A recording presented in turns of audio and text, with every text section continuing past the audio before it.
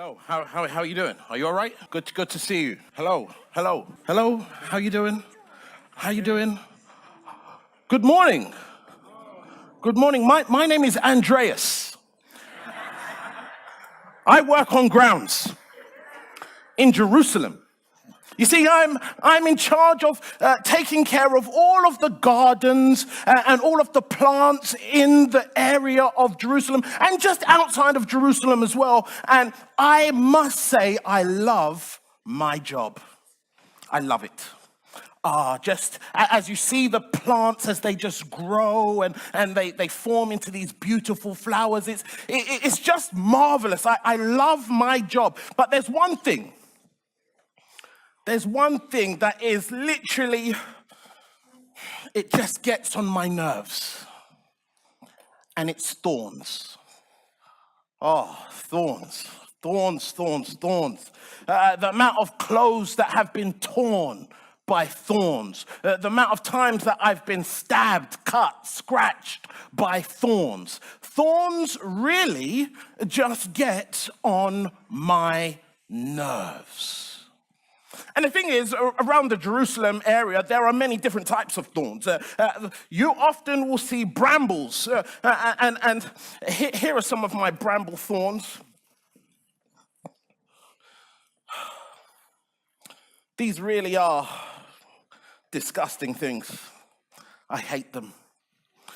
But one of the things that I've recently started to do is plant roses. I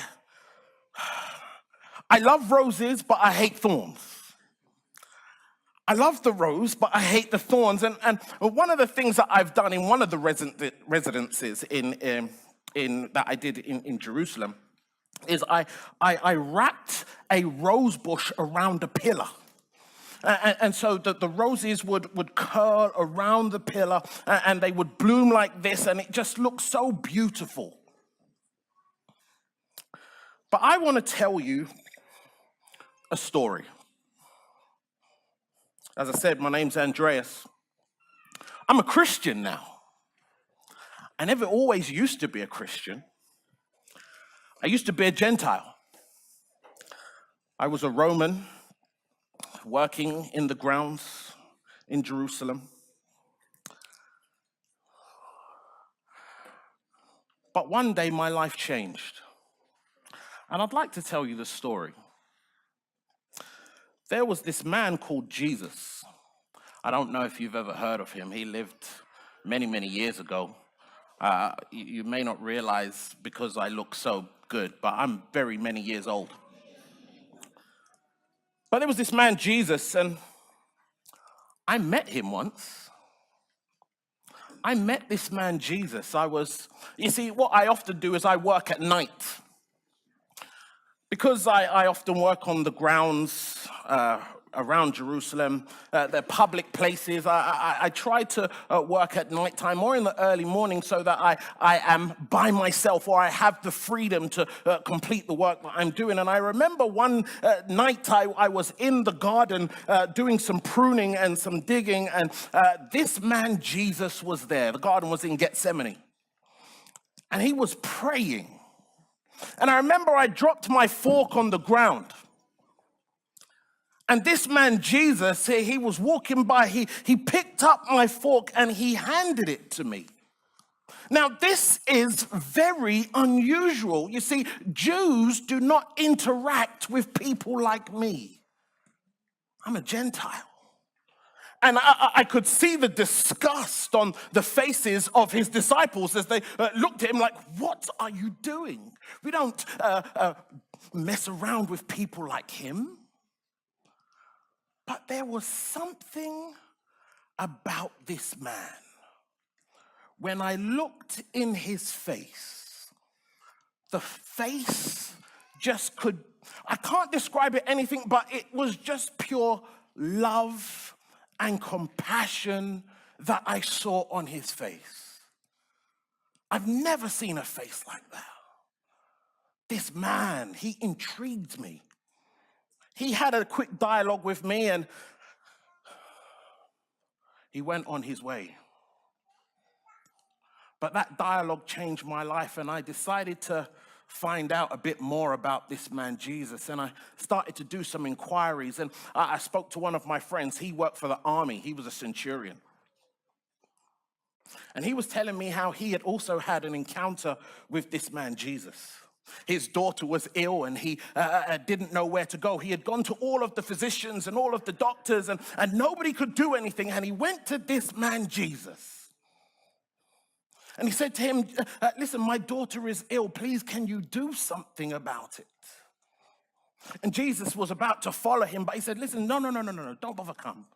Just say the word, and my daughter will be healed.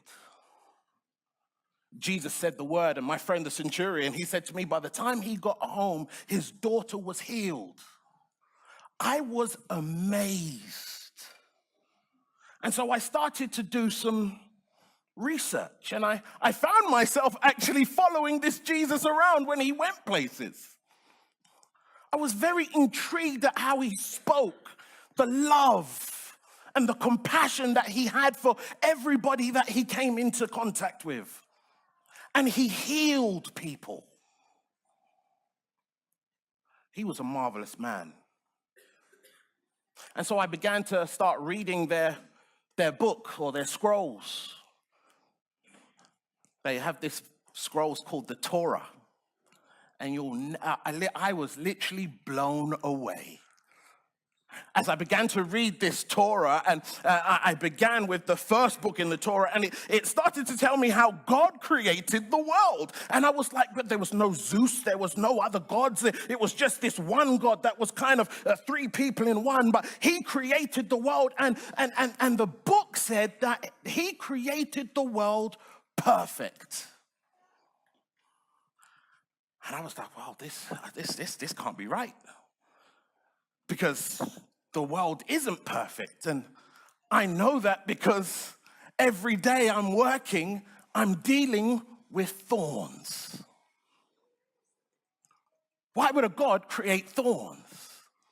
But as I continue to read, I realized that he created this perfect world, but there were these two people, this man and this woman, who committed some sin. And because of the sin that they committed, the earth was then cursed. And then the earth produced thorns and thistles. And it literally blew my mind. This was never the way the world was intended to be, so ugly and so prickly. It wasn't meant to be like this. It was meant to be beautiful like this rose. But because of sin, we have thorns. Thorns that prick me and stab me and scratch me literally are a result of sin. So I remember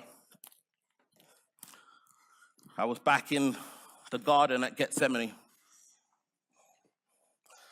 And as was his custom, Jesus came in and he was going to pray. But there was something different this night.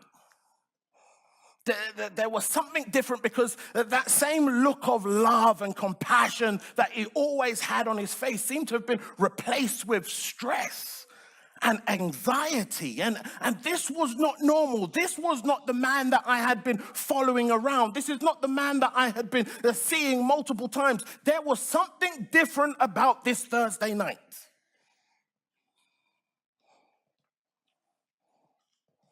I stood afar and I was doing my work. And I saw that his disciples were sleeping. And I just felt sorry for him. There Jesus was. It appeared that he had been abandoned.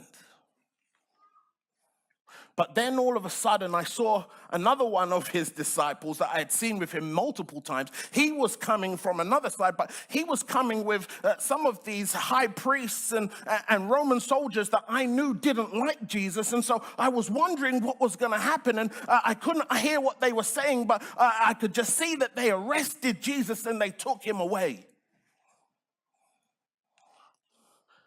It was very unusual because it's the middle of the night. Never really thought much of it. Continued doing my work. Continued to do what I do. When I finished in Gethsemane, I went to one of the other places. It was actually a residence that Pilate was staying in, and this was where I had wrapped the rose bush around the pillar. That was one of my pride and joys, this rose bush that had been wrapped around this pillar. And so I'm there and I'm doing the work, pruning, digging up, dealing with thorns, weeds, stinging nettles. And it's the early hours of the morning. And this same group that had taken this Jesus away, I now saw them coming into Pilate's residence. And they're dragging Jesus in. They don't come fully in because, as I said, their kind of people don't mix with my kind of people. And so they stood in the outer court and they started shouting, "Crucify him! Crucify him!" And I felt kind of weird. I was like, what possibly could this man have done? And so Pilate, he examined him and he had a conversation with him. I don't know exactly what was said. But he came out and he went to the rabble and he said listen, I find no fault in this man. And I screamed, "Yes!" And everyone looked at me and I continued to do my work. But they shouted, "Crucify him! Crucify him!" But I kept thinking, but he has been declared innocent. There is no fault in this man. Why is it that they want him to die?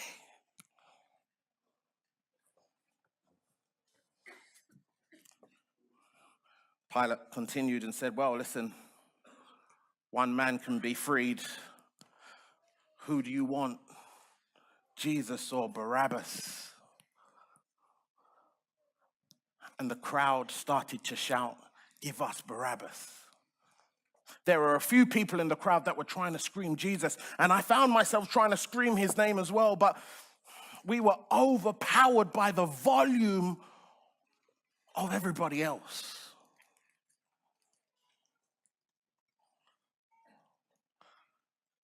Pilate, you could see the dilemma on his face. He really did not want to send this man to death.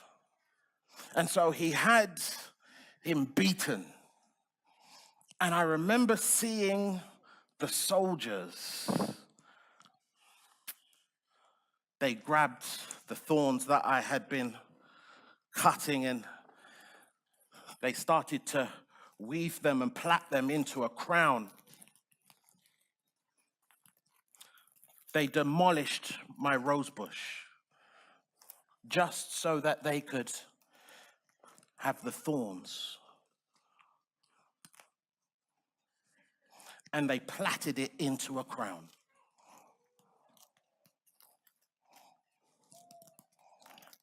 And shoved it on Jesus' head. This wasn't really going to inflict much pain, but they were mocking him. "Oh, you said you're the king of the Jews." They gave him a purple robe. But some of these thorns, they must have went deep because blood started to trickle down his face. I felt so sorry for him. Here, this sin, these thorns that just represent all of our sinfulness, it was placed on this sinless man to mock him. But one of the things that I realized in that moment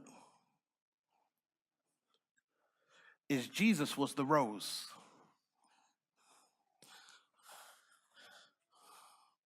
The thorns represent sin, but the rose represents what God really intended for us. So amongst these thorns, you have this perfect rose, which represents the perfect earth that God wanted us to live in. And these soldiers have pressed this crown of thorns on Jesus' head.